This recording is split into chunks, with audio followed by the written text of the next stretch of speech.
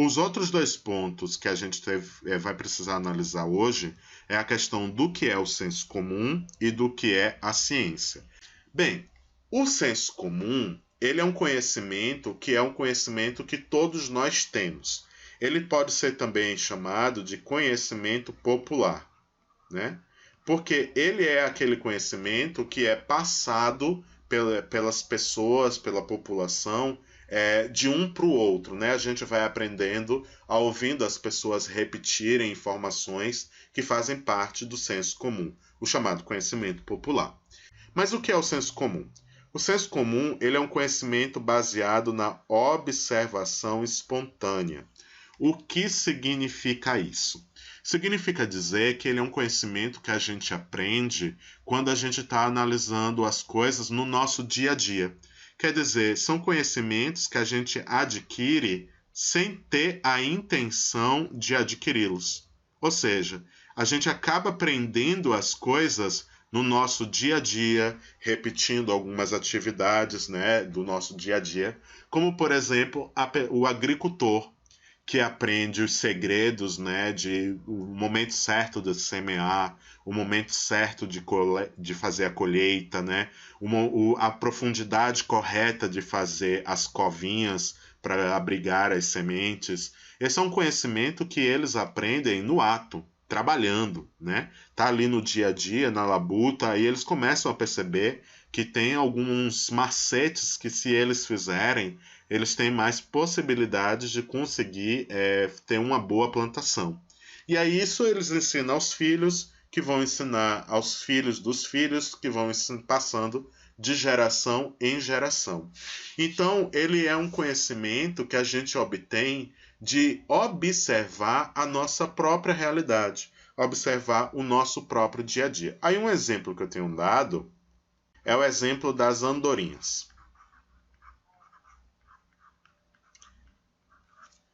As andorinhas, elas são pássaros, mas ela não é um pássaro qualquer. Ela é um pássaro que a gente classifica como ave migratória. O que é uma ave migratória? É uma ave que, num determinado período do ano, ela viaja de uma região para outra. E todo o corpinho da andorinha é preparado para que ela viaje horas e mais horas sem pousar. É tanto que ela se alimenta de insetos e ela só faz abrir a boca e continuar viajando. E aí os insetos que entram na boca dela, ela já serve de alimento para ela. Eu fiquei assustado com a quantidade de insetos necessários para alimentar uma andorinha por dia. Milhares de insetos para alimentar uma única andorinha. E aí o que acontece? Mas o que eu quero falar de andorinhas? O que tem a ver as andorinhas? As andorinhas, elas têm o costume de migrar de uma região para outra com a chegada do inverno. Então, sempre que chega a dar os primeiros sinais do inverno, elas migram do local onde elas nasceram para outras regiões mais quentes. E isso é uma coisa que serve como um indicativo para a chegada do inverno. Então, as pessoas, por exemplo, que viviam na América do Norte, elas percebiam que havia um certo momento do ano que bandos de andorinhas e bandos de outras aves migratórias começavam a viajar em direção ao sul, né? E elas ficavam observando que sempre que isso acontecia logo em seguida a chegada do inverno. Não só as andorinhas serviam como indicativo, mas também quando as folhas das árvores começavam a cair, porque no hemisfério norte a gente tem um tipo de árvore que se chama caducifólia. Significa dizer que as folhas delas caem no inverno. Elas mudam de cor no outono e começam a cair no inverno até a árvore ficar peladinha. E aí o que acontece? Eles percebiam que essas coisas aconteciam logo antes de começar o inverno. Então essa era uma observação espontânea, porque eles observavam isso da natureza, né? E como eles observavam todos os anos aquela mesma coisa acontecer e em seguida chegar o inverno, eles aprenderam que ver bandos de andorinha migrando e de outras aves migratórias, não só as andorinhas, ver as folhas das árvores caindo, ver ursos hibernando, né? Vendo alguns animais mudarem de pelagem, eram sinais de que o inverno estava chegando.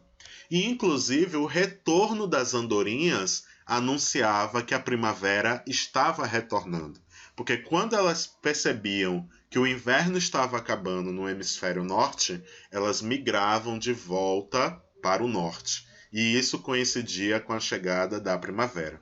Então, esse era um conhecimento do senso comum para esses povos, porque eles observavam esses indícios e sabiam que estavam chegando o momento do inverno, o momento em que eles tinham que estocar alimento, o momento em que eles tinham que se aquecer e se preparar para enfrentar dias extremamente frios, né? A mesma coisa se dava em relação a, por exemplo, os dias ficarem mais curtos, as noites ficarem mais longas. Todos esses indicativos mostravam a eles que o inverno estava chegando. Fale, Vanessa.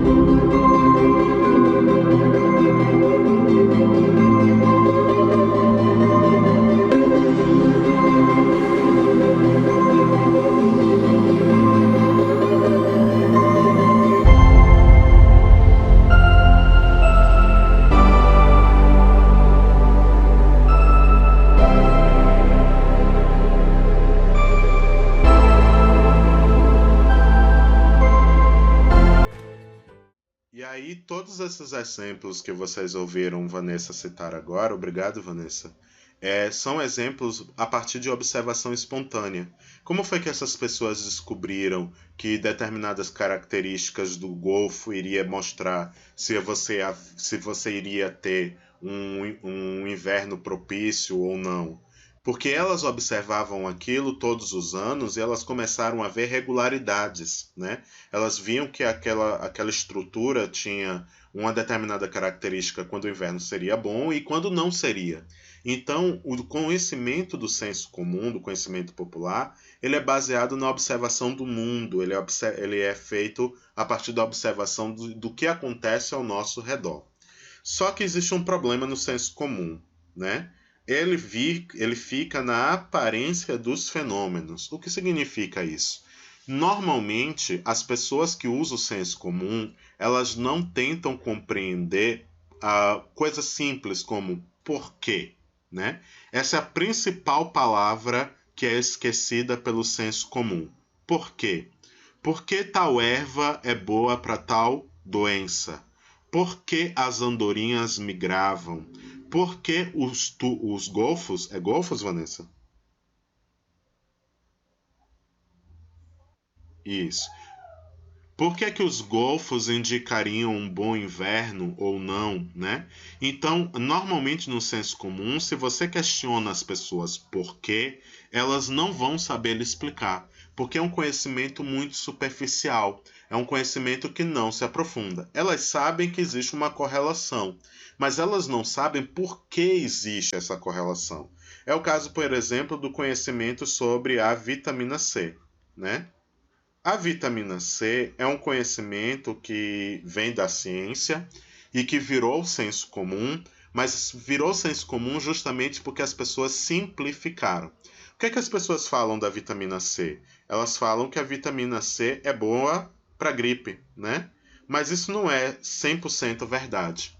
Na verdade, a vitamina C ela não combate a gripe, ela previne. O que ela faz é melhorar a imunidade do sujeito, a imunidade do indivíduo. E aí, com a imunidade melhorada, com a imunidade alta, você tem menos propensão para pegar gripe. E quando você pega gripe, vai ser uma gripe mais tênue, vai ser uma gripe mais fraca, justamente porque os seus anticorpos, o seu sistema imunológico está bem equilibrado, está saudável, e você mesmo é que combate a gripe, né? O seu próprio corpo é que combate a gripe. Então, em geral, elas dizem que é bom para a gripe, mas não é bom para a gripe, é bom para prevenir a gripe, né? Melhorando o sistema. Mas se você perguntar mais coisas para elas sobre a vitamina C, menos respostas elas vão ter para lhe dar. Por exemplo, se você perguntar a elas o que é a vitamina, não vão saber lhe responder o que é a vitamina. O máximo que elas vão lhe dizer é que é um comprimido ou então um tablete efervescente que você compra na farmácia e toma. Ou então que é uma coisa que tem frutas como a acerola e como a laranja. Então vocês veem que é um conhecimento superficial. Elas não conhecem exatamente o que é que elas estão falando. Elas sabem que existe uma correlação, mas elas não sabem nada mais além disso. Então elas não sabem que a vitamina C é um ácido, que é chamado de ácido ascóbico. Elas não sabem que a vitamina C em excesso pode causar cálculos renais, né, a famosa pedra nos rins. E elas também não sabem que não adianta você se encher de vitamina C, porque o nosso corpo só absorve uma pequena quantidade da vitamina C. Todo o resto vai para a urina. Então o ideal é o quê? É você se alimentar com frequência de frutas cítricas, como a laranja, como a lima da Pérsia, como a acerola, que é a fruta que mais tem concentração de vitamina C, a acerola, que aí você já vai estar consumindo as quantidades certas, né? Que o seu corpo vai conseguir absorver. E aí você vai ter uma imunidade melhorada. Então, o senso comum é isso. Além disso, o senso comum é cheio de ideias pré-concebidas e não refletidas. Ou seja, as pessoas repetem as informações do senso comum sem refletir se aquilo realmente é verdade. Antes mesmo delas conhecerem aquela situação a fundo, elas já estão repetindo aquela ideia. É como as fake news. A pessoa não procura saber se é verdade ou não, mas já está passando à frente, entende? Lê ali, acha que é verdade e compartilha, né? Isso é uma ideia preconcebida, porque você não conhece aquela dinâmica, você não sabe se aquilo realmente é verdade, mas está passando à frente. Você não para fazer uma reflexão sobre aquilo. Tentar entender o que é isso. Essa mensagem está falando de quê, né? Qual é o assunto aqui? Isso interessa a quem, né? Isso interessa a quem, envolve a quem, né?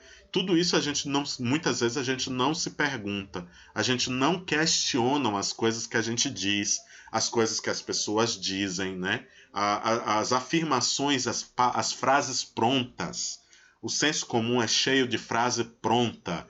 Então, essas ideias do senso comum, elas acabam sendo reproduzidas e repetidas sem que a gente saiba do que é que a gente está falando, entende?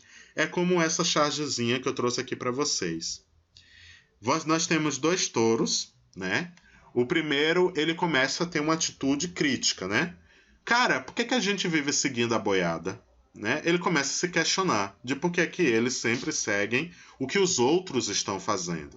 O outro, que não tem ainda uma atitude crítica, ele diz o quê? Véi, na boa, tu se preocupa demais. Você tem que curtir, seguir o fluxo, fazer que nem eu, cara. Deixa a vida te levar, né? E para onde é que a vida tá levando eles? Pra churrascaria para virar picanha, né? E aí o que acontece? Isso daqui é um exemplo do senso comum. Porque o senso comum, ele é um conhecimento limitado. É um conhecimento de visão curta. Você não consegue enxergar longe com o senso comum. Porque ele não lhe mostra o que está atrás do fenômeno. O que está atrás da aparência. E aí, como eles estão aqui, ó, bem no finalzinho, né, da manada, eles não são capazes de enxergar a churrascaria. Os outros bois estão na frente. Então eles só estão seguindo o fluxo porque os bois estão indo para frente, eles estão seguindo a boiada. mas não sabem o que o destino reservava a eles.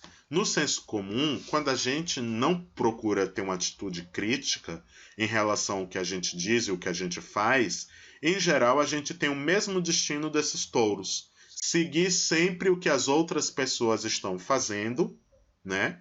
Mesmo que isso gere uma consequência ruim, né? Seguir as ideias de fulano, cicrano, beltrano, porque cicrano, fulano, beltrano falou, deve ser verdade, né? Nem para criticar se realmente é. E aí vai seguindo a boiada. E aí o que acontece? Os primeiros cientistas sociais, eles diziam que o senso comum tinha que ser eliminado, entende? Porque eles não consideravam que existia nada de bom dentro do senso comum. Mas os cientistas hoje, os sociólogos hoje, eles não pensam mais assim. Porque existem conhecimentos, como o que Vanessa falou sobre as ervas, que podem ser utilizados, por exemplo, para tratar doenças que até hoje não têm cura. Há muitos povos tradicionais, povos que moram na floresta, né, são chamados povos da floresta, povos que moram em beiras de rios, que são os povos ribeirinhos, né, e também outros povos e tribos que têm conhecimentos de ervas, de plantas desconhecidas para os cientistas e que podem ser potenciais desenvolvedora, né, não, potenciais insumos para desenvolver medicamentos e tratamentos para doenças, né? Fazendo avançar tratamentos que já existem ou até mesmo descobrindo cura para doenças que até então não se sabe a cura. Então nem tudo do senso comum é ruim, mas existe muita coisa ruim dentro do senso comum. E aí esses cientistas, eles acreditam que a partir do senso comum a gente pode fazer avançar a ciência, porque a gente pode pegar uma coisa do senso comum, né, uma ideia do senso comum, e começar a pesquisar sobre aquilo, estudar sobre aquilo. E ao estudar sobre aquilo, a gente pode tentar descobrir o que existe por trás. Se aquilo é verdade ou se não é verdade, e se é ou se não é, quais são os fenômenos que estão ligados àquilo que está sendo afirmado dentro do senso comum. É como, por exemplo, as afirmações de uns certos grupos que a gente encontra em vários países do mundo, mas principalmente nos países europeus e também na América do Norte, que são os xenofóbicos, né? Vocês já ouviram falar de uma palavra chamada xenofobia?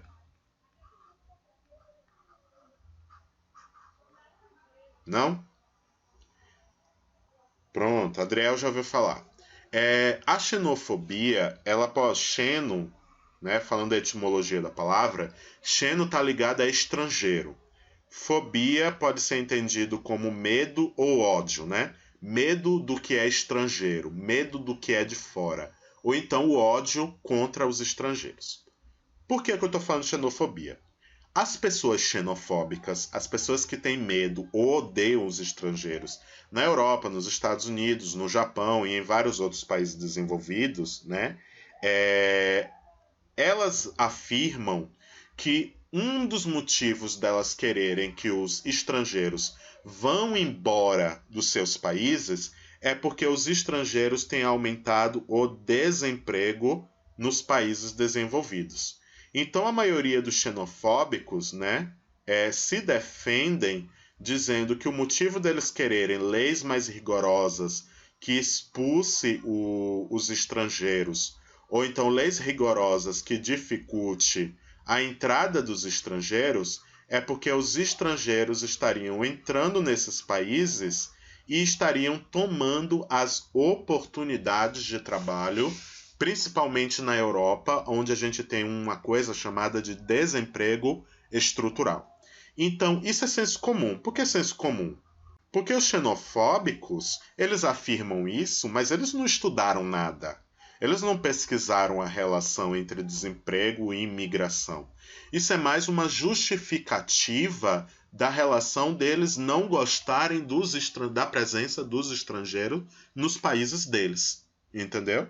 É mais como uma espécie de uma desculpa que eles usam para justificar o ódio ou então o receio que eles têm de terem imigrantes em seus territórios.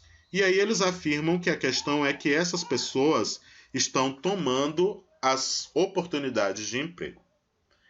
A partir desse exemplo, eu vou explicar o que é a ciência. Deixa eu ver aqui. Adriel vai ser minha cobaia hoje. Digamos que Adriel resolva de fazer doutorado na Europa, né? Ele vai fazer doutorado na Universidade de Munique, na Baviera, na Alemanha. E aí lá na Baviera, quando ele chega na faculdade de Munique para começar o doutorado dele, ele está ainda indeciso em relação ao tema. E aí ele fica sabendo de uma reportagem de um caso de um grupo de skinheads alemães que queimaram a casa de um grupo de imigrantes com os imigrantes dentro da casa. E aí a família inteira morreu. E aí ele lembrou que um tema que ele poderia trabalhar era a questão da xenofobia tá chique demais. A questão da xenofobia na Alemanha, né? Dessas reações xenofóbicas que estão ligadas ao neonazismo alemão. E aí ele resolve de pesquisar isso. A ciência, ela é uma busca. Ela é uma busca de quê? Ela é uma busca de respostas. O que Adriel quer é entender a xenofobia e entender o pensamento dos xenofóbicos. Então ele começa a estudar sobre o tema e descobre que os xenofóbicos dizem que a razão deles quererem que os imigrantes vão embora é porque os imigrantes têm aumentado o desemprego na Alemanha. Como a ciência é uma busca, ela, diferente do senso comum, ela é uma ação intencional. Como assim? O cientista, no caso o Adriel, ele tem a intenção de pesquisar e achar. É uma moto, tá passando aqui. Pesquisar e achar a resposta para essa questão. Se realmente existe uma ligação entre desemprego e imigração, e os xenofóbicos têm razão de que a imigração tem prejudicado a vida deles, né? Então, ele não foi uma observação espontânea do dia a dia que ele chegou numa conclusão. Ele tem a intenção, ele foi atrás da resposta. Ele quer fazer uma descoberta. Que descoberta é essa? Se existe relação entre o desemprego e a imigração, e isso realmente justificaria as ações xenofóbicas, né? Pois bem, como é que ele vai fazer isso? A ciência, ela não pode ser feita de qualquer maneira, senão não é ciência. E a maneira correta de se fazer ciência é através de método. O conhecimento científico exige métodos definidos. Então existe uma maneira de fazer ciência. E como é que Adriel vai fazer? A primeira coisa que Adriel vai ter que fazer é visitar as bibliotecas alemãs, né? E ele vai ler os autores, né, que já pesquisaram sobre a imigração, sobre o desemprego e sobre a xenofobia. Ele vai começar a ler esses autores para ver se ele consegue encontrar ligações entre as três coisas. Se as três coisas estão realmente ligadas umas às outras. Só que isso não é suficiente para que ele faça o doutorado dele e chegue à resposta. Ele também vai começar a coletar dados estatísticos no, entre aspas, IBGE da Alemanha. E aí ele vai coletar dados como, por exemplo, quando foi que o desemprego começou a crescer na Alemanha. Ele vai procurar os dados do desemprego ano a ano, digamos num período de 70 anos, para ele poder fazer um gráfico e ver quando é que o desemprego começa a crescer na Alemanha. Ele também vai pegar dados ligados à imigração, que é para ele saber em que época os fluxos migratórios começaram a crescer, e vai fazer um gráfico com esses dados. E depois ele vai comparar, porque a ciência exige que a gente tenha parâmetros de observação e análise da realidade. Então Adriel vai começar a observar se o desemprego começou na mesma época que a imigração ganhou força. Se ele vê no gráfico que o desemprego começou a crescer antes, de começar a aumentar o número de imigrantes na Alemanha, então não tem nada a ver. Porque o desemprego começou a crescer antes. Tem outra explicação.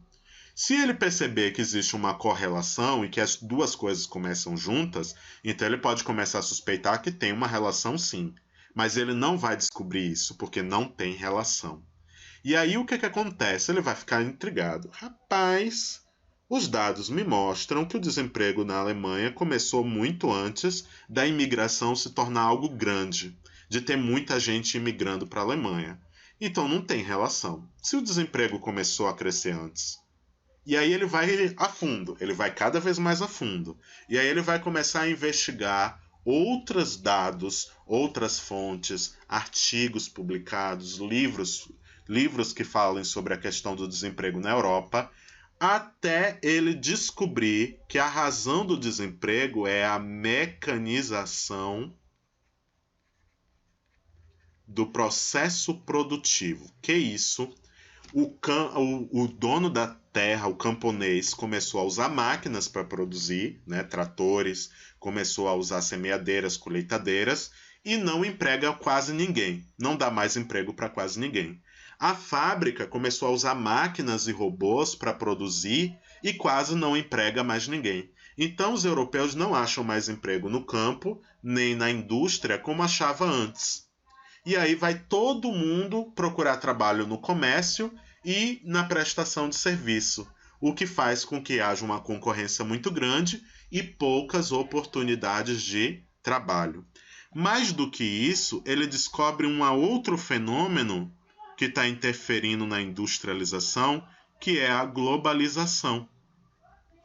E aí ele descobre que muitas indústrias da Europa foram para a China porque o salário na China é mais baixo. Então eles podem pagar menos salário para os chineses do que tem que pagar salário para os europeus. Então é muito mais barato você empregar um chinês do que você pagar o salário de um europeu. Então as fábricas que precisavam de muitos trabalhadores foram todas embora para a China, foram todas embora para outros países onde o salário dos empregados era menor e aonde ele podia comprar matéria-prima para produzir mais facilmente e por um preço mais acessível. O desemprego começou aí. Aí a Adriel chega à conclusão que é desse processo que o desemprego começa. Não tem nada a ver com a imigração. Tem a ver com o processo de mecanização e de globalização da economia. E isso criou uma forma de desemprego que é uma forma de desemprego permanente. As fábricas não vão quebrar suas máquinas para voltar a empregar o povo. O dono da terra não vai quebrar os seus tratores para contratar mão de obra. Então essas oportunidades de emprego jamais vão aparecer de novo. Então o que acontece? Ele vai e descarta. O desemprego não está, pelo menos, diretamente ligado à imigração. E aí fica a questão.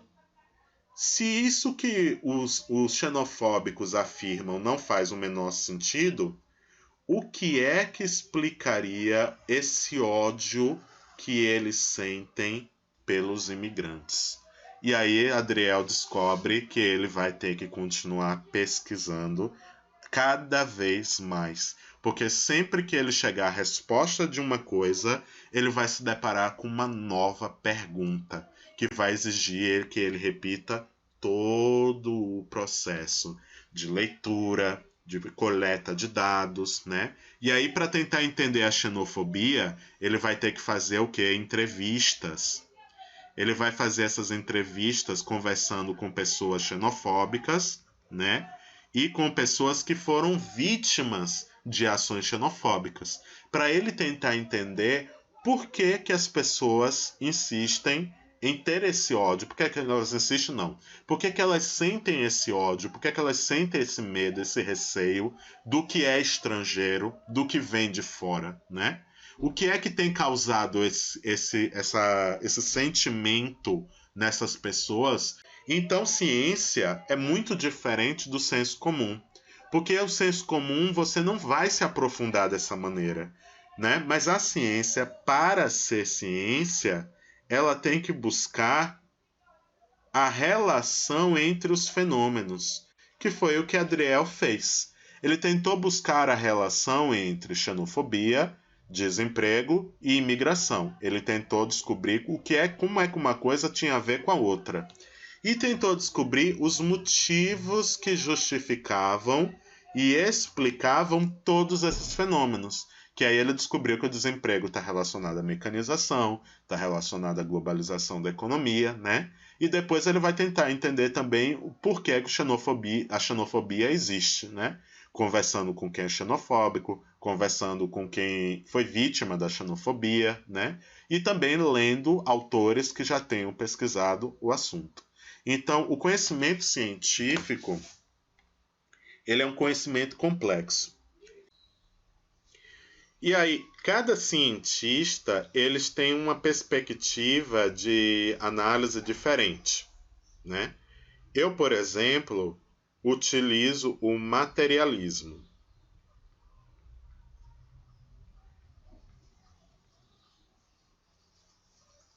Eu utilizo o materialismo para analisar a realidade. Então, o materialismo é uma perspectiva de análise em que ele leva em consideração a história, o desenvolvimento da história, ele leva em consideração o método dialético para analisar as coisas, e ele leva em consideração que todos os fenômenos são produtos históricos e têm bases materiais. Não são baseados no plano das ideias, mas num plano material. Mas existem várias outras perspectivas de análise, como, por exemplo, a fenomenologia.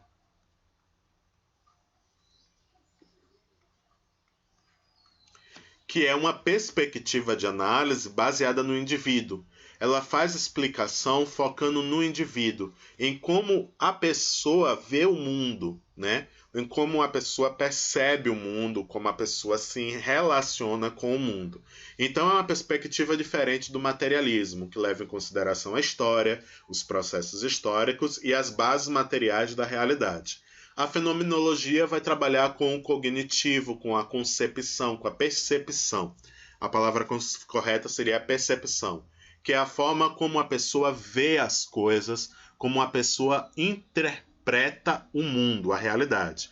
E aí a fenomenologia, quem trabalha com fenomenologia vai levar em consideração como as outras pessoas interpretam o mundo e vai explicar a realidade a partir da interpretação daquelas pessoas.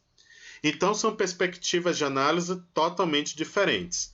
Então cada cientista vai usar a sua própria perspectiva de análise e vai definir um objeto de estudo. Como, por exemplo, aquele cientista do meu exemplo usou como objeto de estudo a xenofobia. Ele pesquisou a xenofobia, analisou a xenofobia. Então, o objeto de estudo que ele definiu foi esse. E aí, para explicar as razões do porquê acontece a xenofobia, ele adotou uma metodologia de pesquisa. Ele definiu como era que ele iria pesquisar, analisar aquele objeto, aquele tema que ele resolveu de pesquisar. E ao aplicar essa metodologia e fazer a investigação, é que ele produz conhecimento. Então, a ciência ela segue todo esse caminho, toda essa trajetória para produzir o conhecimento. Entende? Tudo isso é necessário você passar por todo esse caminho para que haja o desenvolvimento de um conhecimento.